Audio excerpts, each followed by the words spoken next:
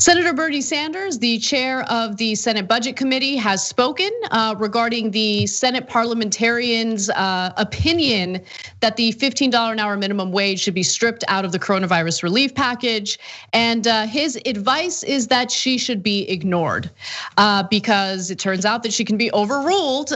She's an unelected Senate staffer, and Bernie said as much in his statement to reporters. He said, quote, "My personal view is that the idea that we have a Senate staffer, a high-ranking staffer, deciding whether 30 million Americans get a pay raise or not is nonsensical.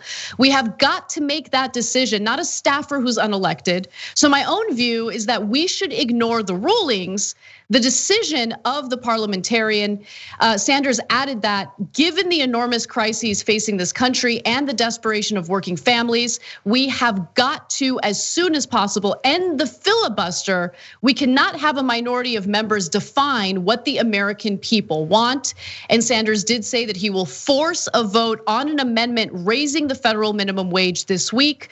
Just to give you a few more statements from Senator Sanders, he also told reporters, quote, "To the best of my knowledge, there will be a vote on the minimum wage and we'll see what happens. I intend to offer the bill that will raise the minimum wage to $15 an hour, and we'll see how the votes go. If we fail in this legislation, I'll be back. We're going to keep going. We are going to raise the minimum wage very shortly to $15 an hour." All right, guys, I'm so proud of you. I'm not kidding and I'm not exaggerating. You guys are a huge part in making this happen. So as things stood on Friday night, this was not gonna go in the bill. They had a plan B and they were going to do something else. You guys started making videos like I asked you over the weekend, asking Bernie, please stay in the fight. You taught us how to do this. Please keep going.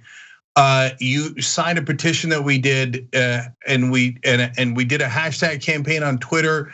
It was trending all Friday night. It was hashtag Don't Kill It, Bernie. And of course, Bernie was gonna listen to you. Of course he was. But you had to give him a nudge, and you gave him a nudge, and now this is so amazing. This is wonderful. So number one credit goes to Bernie Sanders. Because look, at the end of the day, it is the decision makers that make the decisions. It's our job to fight in the direction that you guys want, and it's their job to make those decisions. So Bernie makes a decision, we're going for it, we're going for it. There's a little devil in the details here. That quote that Anna read you about how he said, "I intend to offer the bill that will raise the minimum wage to $15 an hour." It's much better if it's in the underlying bill. Every time a bill comes over from the other house, normally the chair of the committee that it goes to writes the bill. In this case, it's the budget committee. Bernie Sanders is the chairman of the budget committee. If Schumer tries to overrule him and write the bill himself, then everybody should know that. Because that would be Chuck Schumer doing something very unusual. That would mean Chuck Schumer is actively killing the bill on purpose. Chuck Schumer has claimed that he's for the $15 minimum wage. Chuck Schumer claimed he was really upset about the parliamentarian. Chuck Schumer's claimed a lot of things. Let the man write the bill.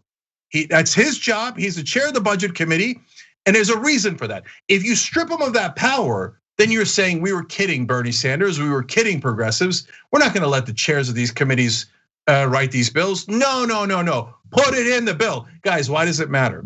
Because there's a lot of arcane rules here.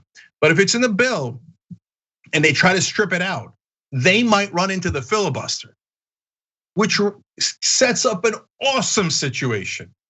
Because at that point, they need 60 votes. They can't get the 60 votes. So what they would have to do is kill a portion of the filibuster so that they can kill the minimum wage hike. Make our day. That's a win-win for us. And so is Manchin and Sinema gonna say, I hate raising your wages so much that I'm willing to go back on my pledge of not killing the filibuster? They might, because they're so in the pockets of corporate America. But that puts them in a terrible spot. Put it in the bill, put it in the bill. Okay, but overall, we're done with that portion. And we love you, Bernie. We love you. That's you made us into the fighters that we are. and now you're helping to finish this. Guys, now the most exciting part. Now that they're gonna get a vote one way or another. Well, now it's definitely Kamala Harris's decision. Definitely. So I will come up with a hashtag and a petition within a very short period of time. So stay right here. We're gonna go to Kamala next.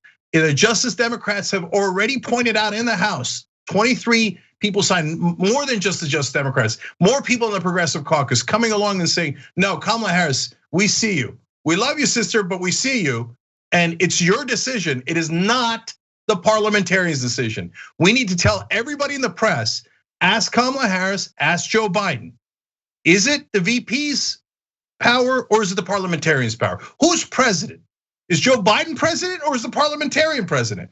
The parliamentarian has zero power. That's a fact. It's a fact, zero power. They give advice. So does your neighbor Bob. It's totally irrelevant, not elected. So just Democrats are right, Bernie's right, Elizabeth Warren joined earlier in the day, she's right. Okay, Kamala Harris, you are the presiding officer of the Senate. This is not about 50-50. We're not talking about Kamala Harris because the vote's gonna be 50-50. We're talking about her because she is, the vice president is the presiding officer of the Senate. If she wants to hand that off to somebody like Chris Coons so he could kill it for her, that doesn't help at all. We still see you. If you're not there, it's still you that is making that decision. So now Kamala Harris said she was for the $15 minimum wage. She claimed that up and down. She swore up and down that she was for it. Now she's gonna have to decide, is she going to stick with that promise or is she gonna say, rando parliamentarian and process is more important to me than all my voters. I go back on my word to all my voters because I care about the parliamentarian more. By the way, process is not even an argument. The process is parliamentarian gives the advice and the presiding officer, who's Kamala Harris, makes the decision. So you could follow that process perfectly and still decide to put $15 minimum wage as part of reconciliation. In fact, Hubert Humphrey did it all the time when he was vice president. Walter Mondale did it when he was vice president. So there's perfect precedent and process for it. So really, the Biden administration and Kamala Harris have no excuse at all. Now the spotlight's on them. What are you gonna do, Vice President Harris? This is why you said we should elect you. We elected you. Now it's your choice. And choices have consequences, political consequences. Thanks for watching The Young Turks, we really appreciate it. Another way to show support is through YouTube memberships. You'll get to interact with us more. There's live chat emojis, badges. You've got emojis of me, Anna, John, JR, so those are super fun. But you also get playback of our exclusive member-only shows and specials right after they air. So all of that, all you gotta do is click that join button right underneath the video. Thank you.